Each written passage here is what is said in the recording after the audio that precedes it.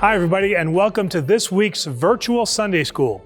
Now I know that many of you have seen the icon in the back of the church. I mean, it's the biggest icon in the church. But you're probably wondering, who are those two people that Jesus is holding on to? And what's Jesus doing? Now if you remember, last week we left off with the story that Jesus had been crucified, he had died. And I said, is this the end of the story? No. So what happened after he died was there was a man called Joseph of Arimathea. Now he had this tomb, and not just like a grave in the ground, he had like a cave that he had dug out, and this is where he was going to place Jesus' body. So they took him down off of the cross, and they wrapped him in a shroud, and they placed him gently into the tomb that belonged to Joseph. Now, they wanted to make sure that nobody was going to harm Jesus' body, try to make fun of it or, paint faces on it and stuff like that. So what they did was they took this huge boulder, think of like Indiana Jones and the big boulder that starts coming after him. And they took that boulder and they rolled it in front of the tomb and they sealed up the tomb so that nobody could go in. And in fact, because the Romans and some of the other Jews thought that the disciples were going to play a trick on them and they were going to steal Jesus' body and then say, look, Jesus is gone, he's resurrected. Even the Romans and the Jews said, we're going to put a guard there in front of the tomb with this huge rock in front of it, and we're going to guard it day and night to make sure that nobody touches it. So, what do you think happened? Well, sure enough, 3 days later, the same women that were at the cross when Jesus died, and that includes Mary Magdalene and Mary, the mother of Jesus, went to the tomb and they went to pay their respects to Jesus and then again prepare him for a proper burial. And what did they find? They found that the stone that weighed 1,000 pounds was rolled away. And now they're panicking because they're like, wait a minute now, who did this? And then, even more surprising, they peeked inside and they didn't find Jesus there. Jesus was gone.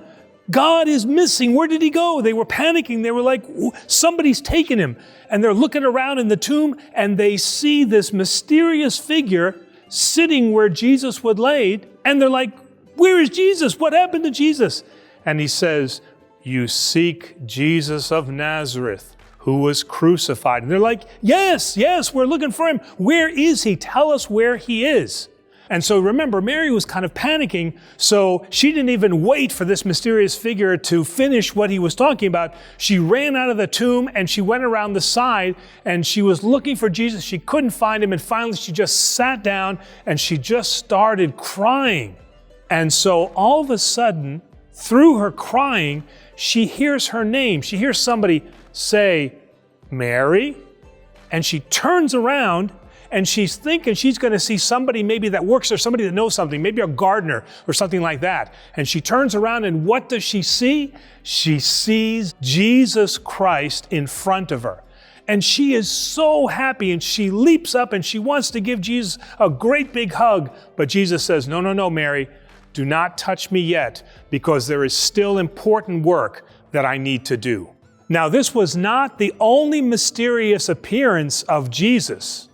Later that day, the same disciple that we talked about before, Mr. Doubter, Doubting Thomas, remember him?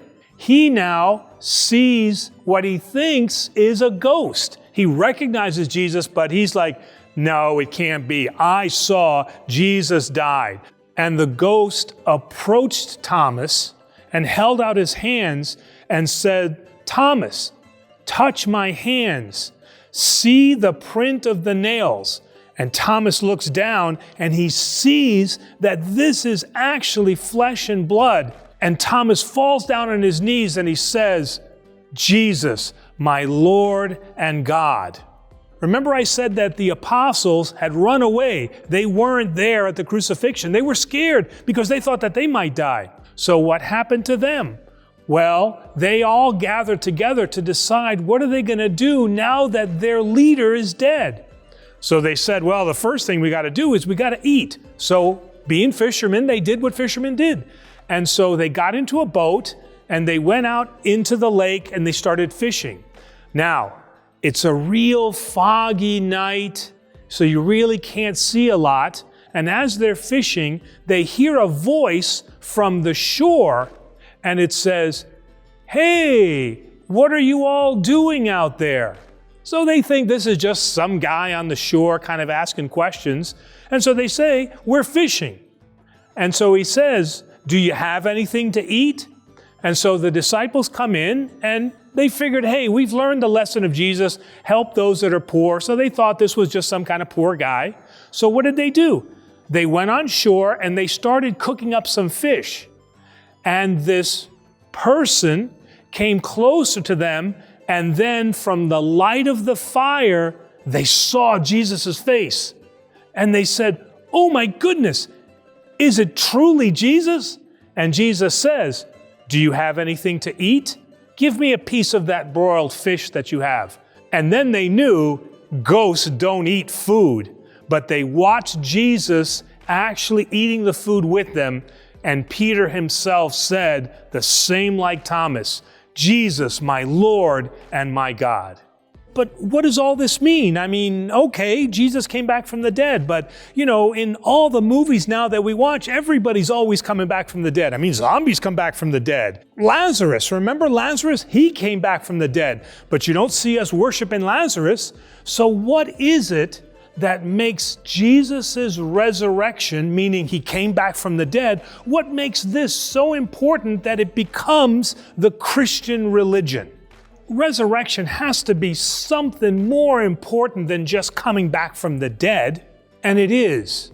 Remember we said in the last video that Jesus built the bridge from heaven to earth.